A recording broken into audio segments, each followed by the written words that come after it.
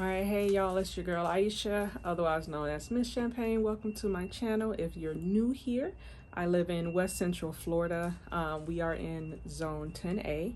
It is January 2025, and I want to kind of talk to you guys about some things that happened in 2024 and the goals that I have for 2025. So let's get into it. I want to start by talking about all the things that we did in 2024 to improve and grow our food forests. This whole middle island pretty much didn't exist. It was just, I think, 2 or 3 fruit trees. I had a guy, his name is Sam Igo.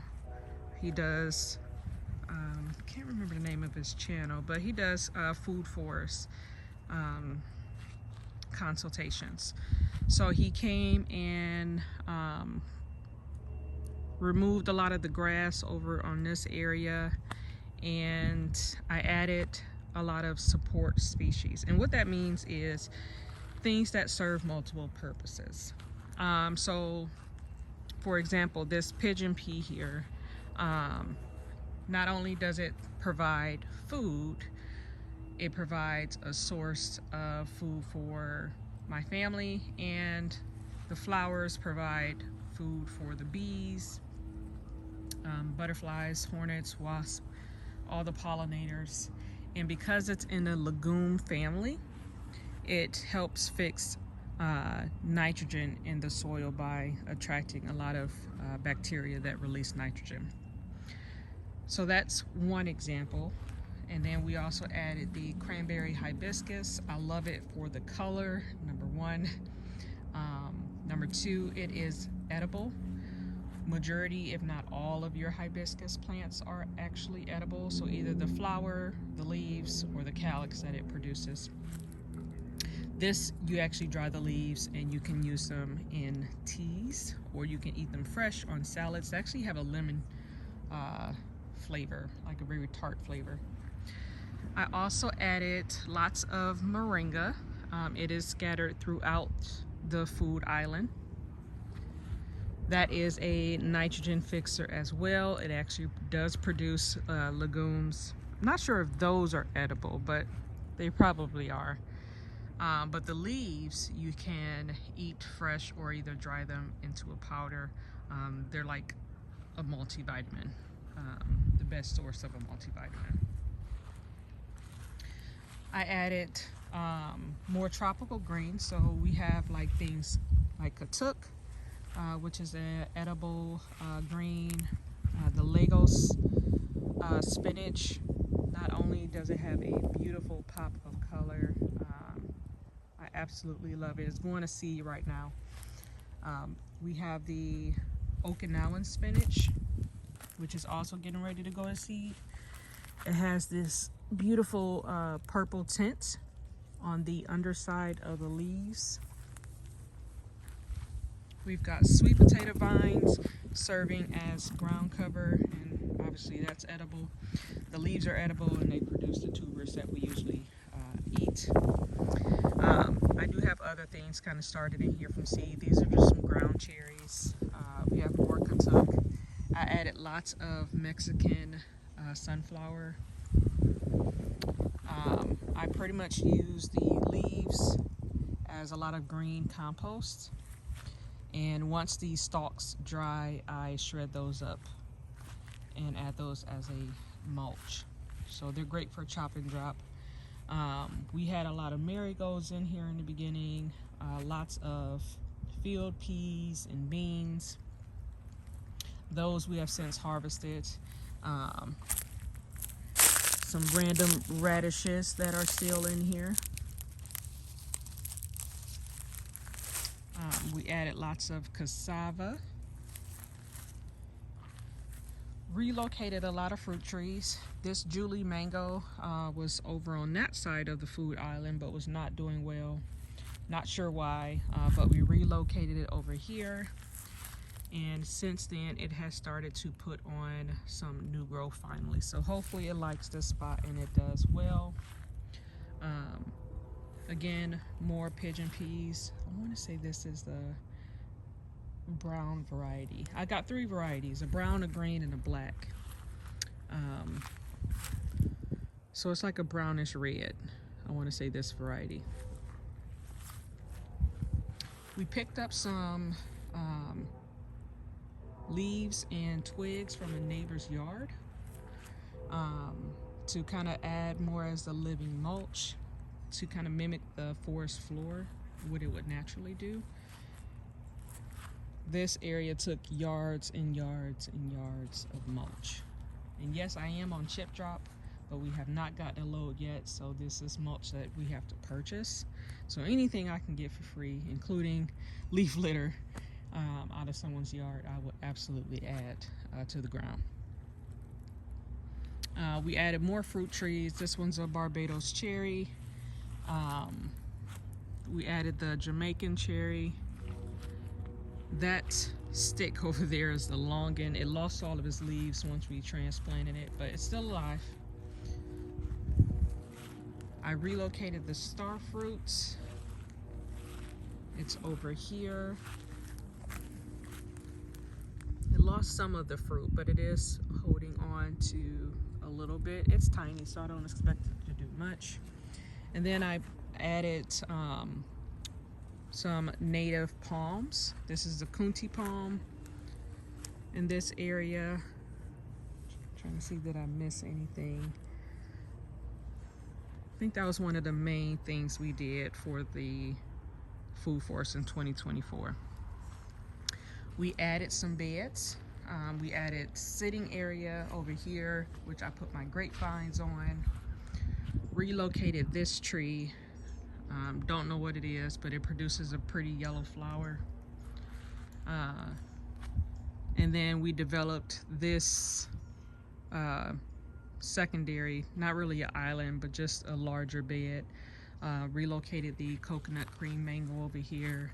And I did that same step with adding some native palms. There's a Kunti.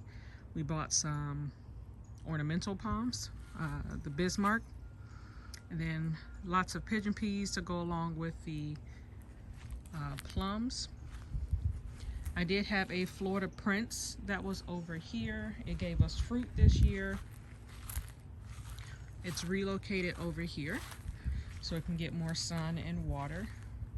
Hopefully it'll give us another flush of fruit for 2025. They were small but really delicious. We didn't get any fruit from our plums yet. We got lots of pineapples. We did get pineapples for the first time last year. That was really fun.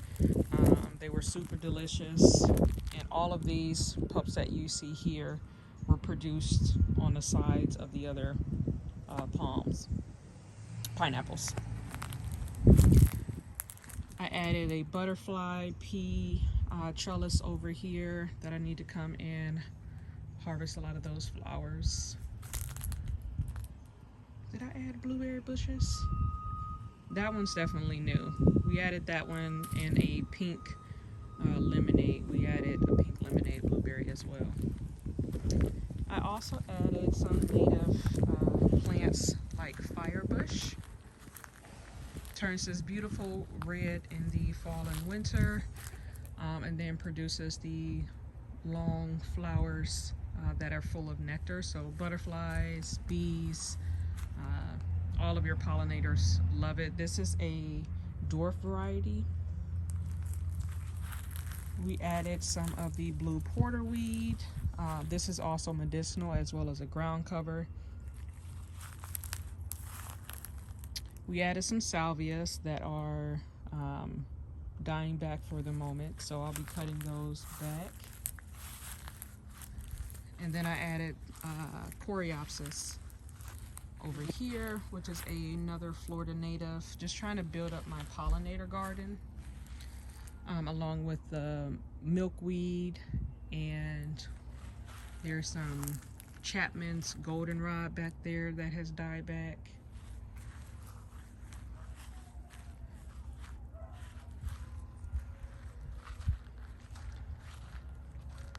So yeah, that was pretty much what we did for 2024. 4. I did add a raised garden bed. This was the original one when we moved here in 2023. We've been here year and a half, little over a year and a half. This was my original garden area. It had the 4 raised beds, the trellis that we put the passion fruit vine on, and then the green stalk. The leaf tier one, the terracotta color, that one I added this year, last year for 2024. Our papaya is producing for the first time. Not sure if we'll get to try it because we have a freeze coming in the next week, so I'm not sure if it'll make it. Added lots of banana varieties this year. Kent mango's doing well. We did get lots of LSU figs. No mangoes, not yet anyways. We had a rack of bananas that produced, but the fruits weren't edible, so I ended up just chopping it down. I think it just stress produced because of Hurricane Milton. So it threw up a rack before it was really ready. So the bananas were like only this big and they never got any bigger. So that wasn't gonna produce. So went ahead and chopped that down. We got guavas for 2024. Those were delicious. I like to put them in smoothies. Let's see, no sour sobs, no atemoyas, no jackfruit. So we still have some things that we need to get producing. Hopefully we get more fruit this coming year for 2025. This is the raised bed that I added. This is a Vigo raised bed along with their arch. The most expensive bed in my garden. I don't know what kind of bird that is. Anyways, we added the elderberry. Lots of cranberry hibiscus throughout. And then this was the rabbit coop, but now it's the chicken coop. The rabbits are temporarily relocated closer to the house. I've put a temporary run out here so that the chickens can free range a little bit without, tearing up my garden. So they have a little door down there that you see that's solar operated.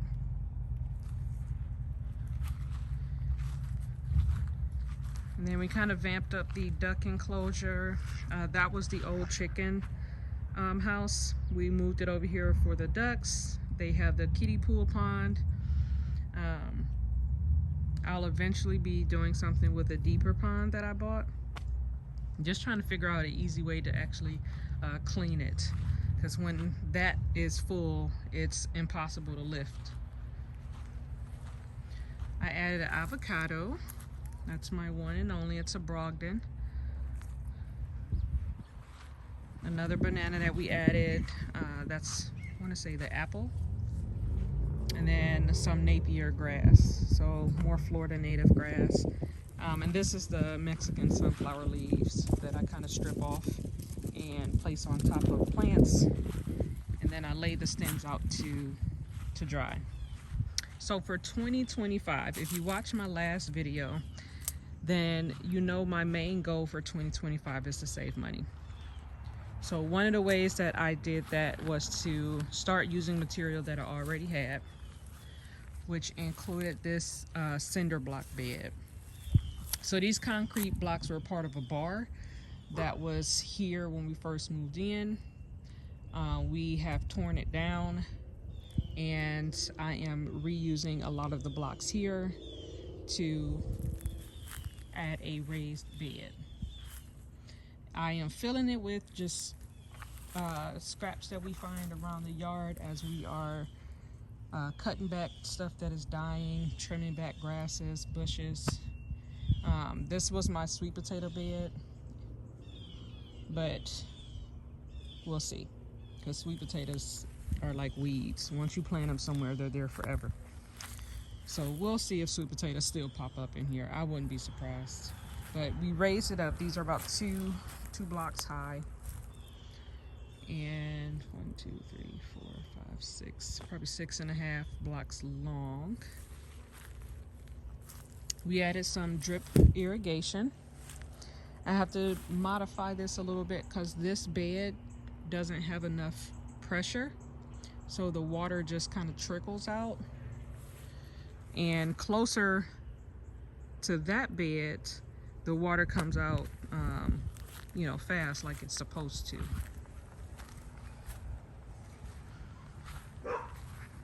So when I was tearing down this old chicken coop, these were my mulberries. I love the idea of having the chickens out here because a lot of the mulberries fall on the ground before you ever get a chance to eat them. But the birds get them. I thought my chickens would be able to enjoy them. We come out and enjoy the ones that we pick. This is the world's best. And then that's the Everbearing, which produces very tiny ones. They're sweeter, but tiny. But while I was tearing this down, I noticed that we had volunteer plants. We had a volunteer watermelon. And then I noticed some volunteer tomato plants. So I dug out these kind of rows and added just some worm compost, sprinkled that in on top, and then transplanted the tomato over here. And then I added the trellis that used to be over my sweet potato bed here. And then that's the old chicken coop that I tore down. And then here's my compost bins.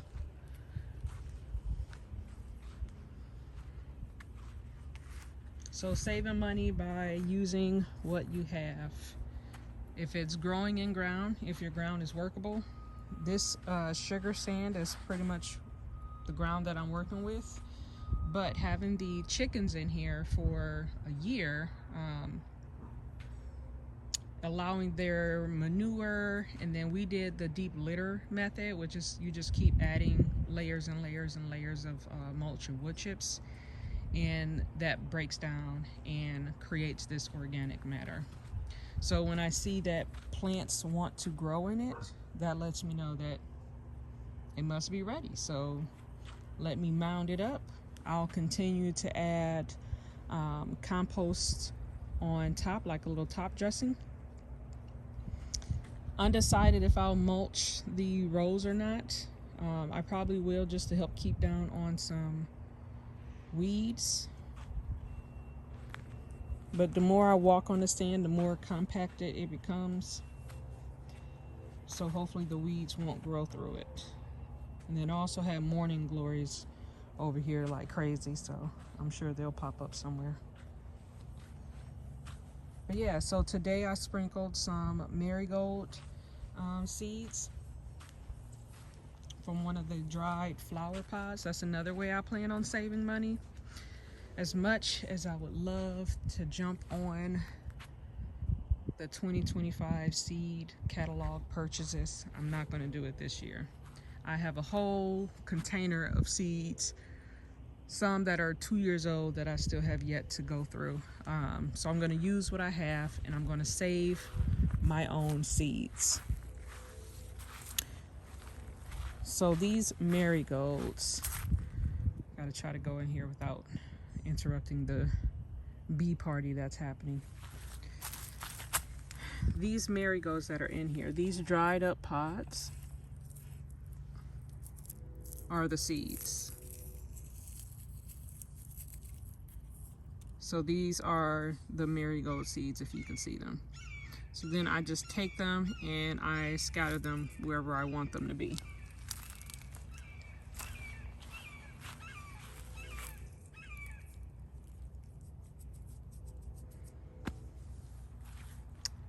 So yeah, my tomato seeds I plan on saving, pepper seeds I plan on saving, watermelons, cucumbers, Anything that I grow, I plan on saving the seeds to, letting stuff go to seed, like this bok choy. I actually didn't have any more seed left. So this one plant will produce hundreds of seeds. These little things are seed pods, and they're filled with at least 15 to 20 seeds per pod. So once this starts to dry, I can harvest it and save the seeds and replant them elsewhere. But right now, it's providing an excellent source of pollen and food for the bees and the butterflies. As you can see, they love these little bright yellow flowers. So letting your plants go to seed is a great thing. That dinosaur kale is from last year. So I do plan on planting plants that can almost be considered like perennial, in my zone anyway, into the food forest island. So adding the dinosaur kale there, maybe some collard greens, things that last a little longer, and then your shorter crops I can use for the raised bed areas. So I will continue to add pineapples throughout. Those are free plants that come off the original pineapple plant.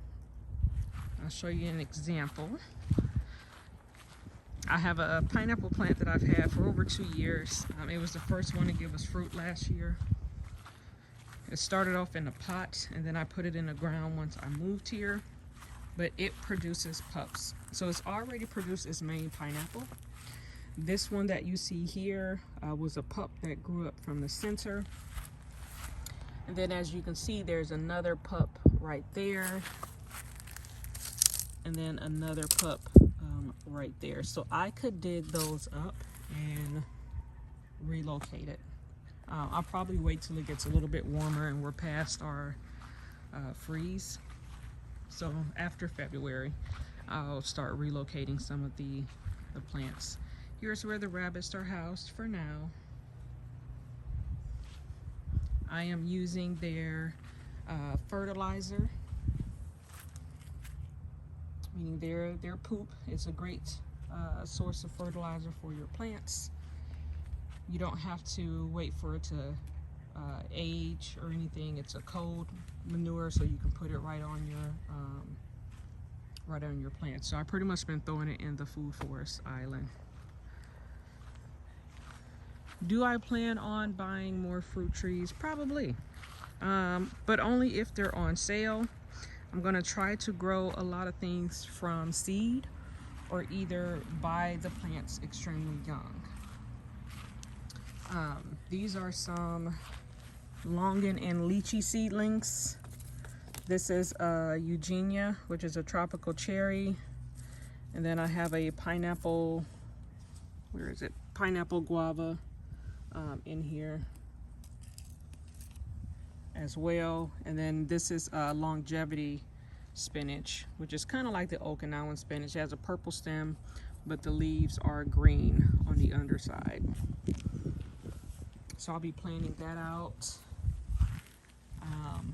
Not sure if I want to add more palm trees. I probably will to that side. I need more privacy. And then I added more bananas over here. Some grand name bananas. These will get nice and tall. Get a little protection from the house. One of our big projects this year will be replacing this fence that came down after the hurricane. We are going to try to do it ourselves because the quotes that we have been getting are outlandish. So that's some of the plans that I have for 2025. It's just to really focus on saving money, building beds from what I have, working the ground, using my chickens to help till the ground and tear up the grass. This area where the chickens are in now will be the next food island. This tree here was growing on the side of my house. It's technically a weed. I pulled it, we planted it here. It's fast growing.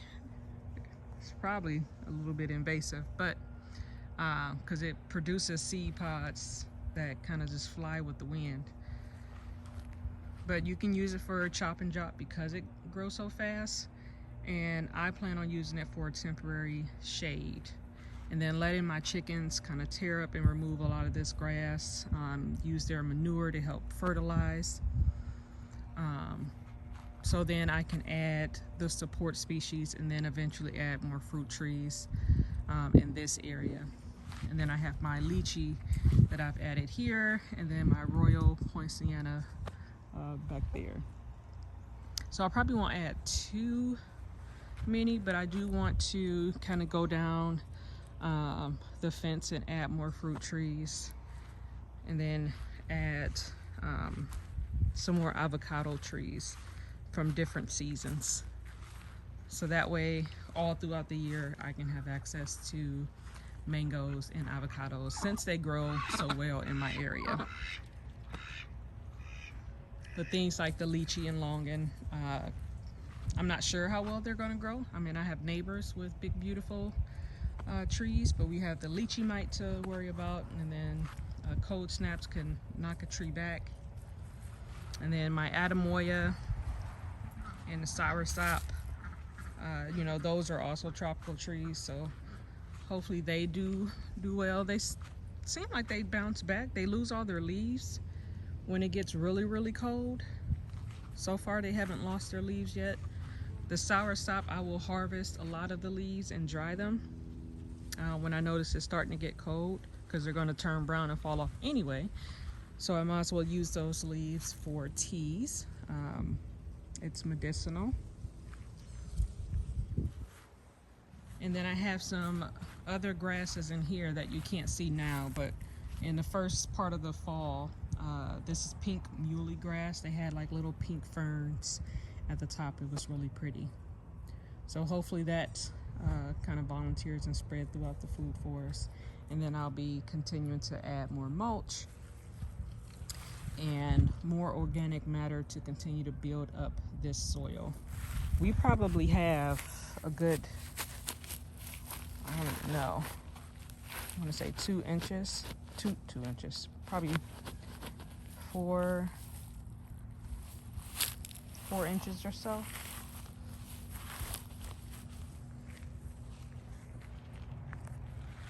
So yeah, I hope you guys are enjoying your gardens, and if you are up north, I hope you are looking forward to the spring and getting your seeds all planted. That's one thing I will be doing as well, is more of my own seeds and then less buying of transplants. This year I got a little behind, so I did buy some transplants when it came to my brassicas, but most of them, besides some of the cabbage, I actually bought. Sorry, got wood chips in my socks. But all of my greens, most of those were from seed. My lettuce, that was from seed. Some of the tomatoes I bought as transplants, so I can try to hurry up and get a harvest before it starts getting too cold. No lemons since we've moved here. They've been struggling. I think we had one Myers lemon last year, but we'll see. It's starting to put on its blossoms here, so we'll see how that does. But that's it for now. Hope you're growing some food, making your goals for 2025. It's important to have a vision for your garden or your food forest, whatever you plan to do. I like to eat whatever I do grow. When I first started gardening, I think I just grew whatever I thought would grow in this area. And a lot of it ended up back in the compost. So just looking up more recipes to learn how to eat fresh. Like, I did not like kale, but now that I grow it, I actually eat it pretty regularly while it's in season. I eat collard greens and cabbage. I pickle my beets. I eat their tops. You can eat those fresh on salads, or if they get a little big, you can cook them down like mustards. Lettuce I love. It's hard to grow your own in Florida just because of the heat, but it is doing very well. This was compost that I made in my own compost bins, and the lettuce is doing extremely well. Compared to where I took it from, which is here. These are all the same. All of this lettuce, it's too much lettuce in here, was the same. They all started off this size, and then I took them out of here because almost every seed had germinated, and spread them out into these bins, and now they are doing so well. So we'll see. Still waiting to get some broccoli. Don't know if I'll be able to get any this year. Cabbage I'm not worried about. Hopefully my tomatoes make it through the frost. I'll have to come out here and do a harvest, depending on how cold it's going to get, because some of the plants may not make it. But that's it for me. Thank you for watching. I hope you enjoy my channel. Don't forget to like, follow, and subscribe so you can see how my food forest continues to grow and change throughout the seasons. All right, love you guys. Bye.